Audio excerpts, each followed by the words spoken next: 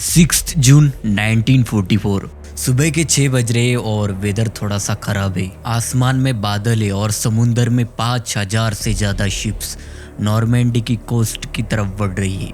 इनका मिशन है Nazi Germany के कब्जे से फ्रांस को छुड़ाना। ये एलाइड इन्वेजेशन का हिस्सा है। इसे आज के दिन हम ऑपरेशन ओवरलॉर्ड करके पुकारते हैं। ये जो लैंडिंग क्राफ्ट शिप्स है वो सब ओमाहा बीच की तरफ बढ़ रही है। हर बोट में 30 से 35 अमेरिकन और ब्रिटेन सोल्जर्स है। इनका मिशन सिंपल है, बीच पर उतरना, जर्मन डिफेंस को तोड़ना और अंदर तक घुसना। लेकिन ये सिंपल नहीं था क्योंकि जर्मन सोल्जर्स पहले से तैयार है बीच पर। उनके पास concrete bunkers, MG42 machine guns, extremely fast firing weapons, mortars, landmines सब ऑलरेडी सेट है। वो 5000 शिप्स बीच पर पहुंचते हैं कि तभी इनमें से आधे सोल्जर्स मारे जाते हैं और कुछ सोल्जर्स घायल हो जाते हैं।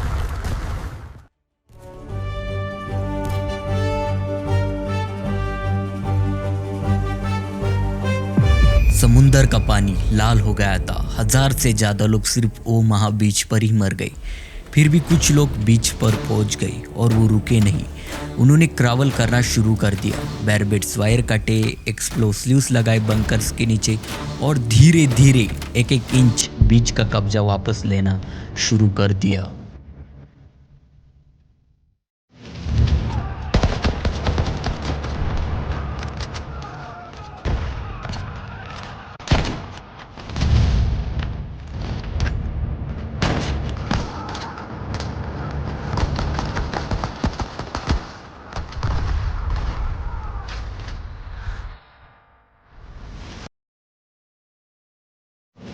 Dann tritt für mich ein, so wie ich für dich eingetreten bin. We shall never surrender!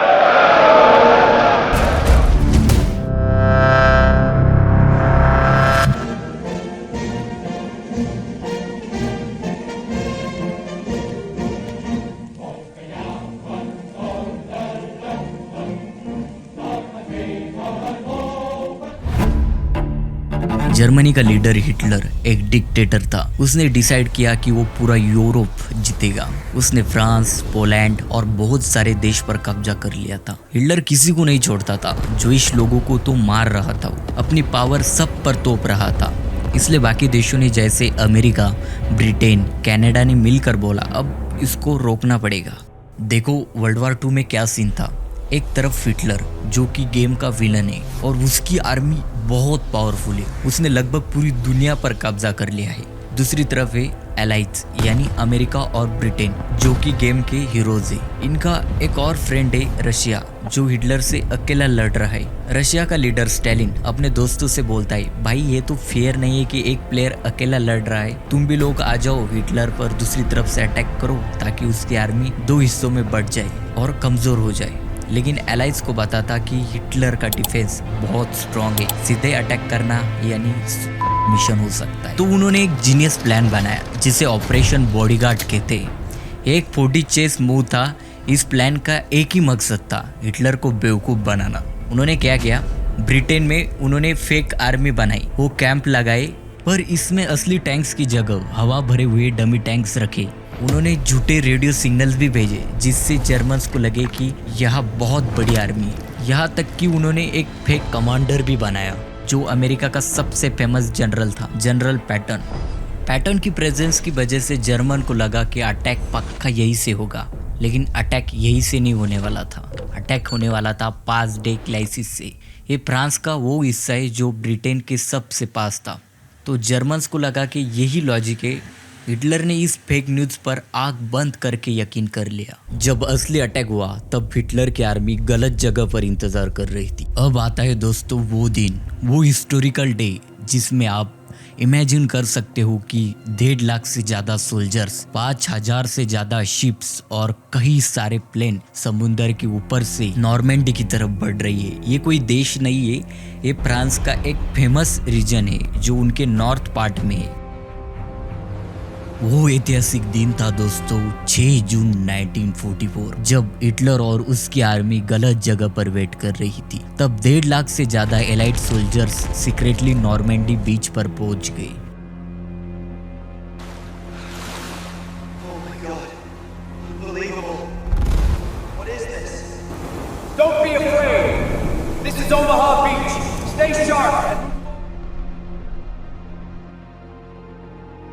उनके पास हजारों शिप्स और प्लेन थे। एक मैसिव सरप्राइज अटैक था। उता बीच पर लैंडिंग काफी सक्सेसफुल रही थी, जैसे कि एक easy level.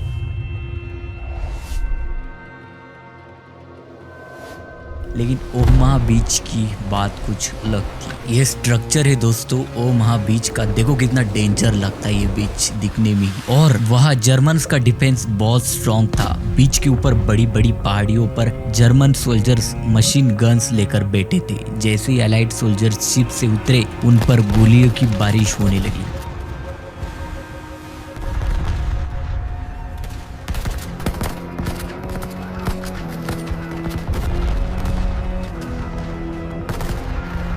Betrug! Das ist der größte Betrug! Alarmiert sofort alle! Schnell! वहाँ बहुत सारे लोग मारे गए, इसलिए उस जगह को ब्लडी ओमाहा भी कहते हैं। लेकिन इनका सफर इतना आसान भी नहीं था। उनको समुद्र में बहुत चीज़ों का कठिन सामना करना पड़ा, क्योंकि उस दिन आसमान जर्मनों की साइड था। रात के 2 बजे एलाइड ओमाहा बीच की तरफ निकले और उनको प्लान प्रॉपर समझाया गया था सुप्रीम एलाइड कमांडर इजे होवन द्वारा। This is where we make our stand. The success of Operation Overlord hinges on securing और these किंग beaches. जॉर्ज, ये एक यूके के किंग थे, रेडियो पर उन्होंने भी उस दिन स्पीच दी थी, एक हिस्टोरिकल स्पीच जिससे एलाइड को पूरा प्लान ध्यान से समझाया गया था। यूके प्राइम मिनिस्टर ने भी उस दिन स्पीच दी थी। प्रॉपर प्लानिंग के साथ एलाइड आगे बढ़ रही थी, लेकिन बारिश और समुद्र की बड़ी बड़ी लाठें शिप्स को बहुत दिक्कत दे रही थी। 3 बार 3 शिप्स पलटी हुई। 2 बार तो सोल्जर्स को बचाया गया था, लेकिन तीसरी बार बस एक ही सोल्जर बचा, बाकी पूरी शिप पानी में डूब गई और उसके साथ उसका सामान भी। ऐसा भयानक सफर करते करते ये यहाँ तक आए थे। लेकिन इन सब चैलेंजेस के बाद भी सोल्जर्स ने हिम्मत नहीं हारी। उन्होंने स्लोली पेनफुल तरीके से आगे बढ़ना शुरू किया और जर्मन्स को पीछे धकेला। इन सब के बीच एक सबसे बड़ी गलती हुई। जब इतना बड़ा अटैक हुआ तब हिटलर सो रहा था और उसके जनरल्स इतना डरते थे कि उन्होंने उसको जगाने की हिम्मत नहीं की। जब तक हिटलर को पता चला और उसने अपनी आर्मी को ऑर्डर दिए, तब तक बहुत देर हो चुकी थी। एलाइज ने बीच पर कंट्रोल कर लिया था। आपके मन में एक सवाल आया होगा कि एलाइज ने फ्रांस से ही अटैक क्यों किया? क्योंकि फ्रांस पे हिटलर ने कब्जा कर रखा था और फ्रांस के थ्रू जर्मनी के अंदर जाने का रास्ता मिल सकता था। ये एक इम्पोर्टेंट लोकेशन थी।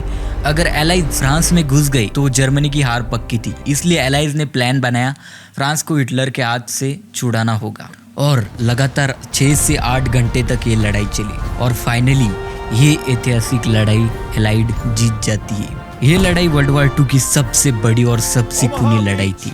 अगला दिन आता है 7 जून 1944। उस दिन का बीच का नज़ारा कुछ ऐसा था। ये दिन आज भी याद किया जाता है। इसे आज के दिन डी डे ऐसे कहते हैं।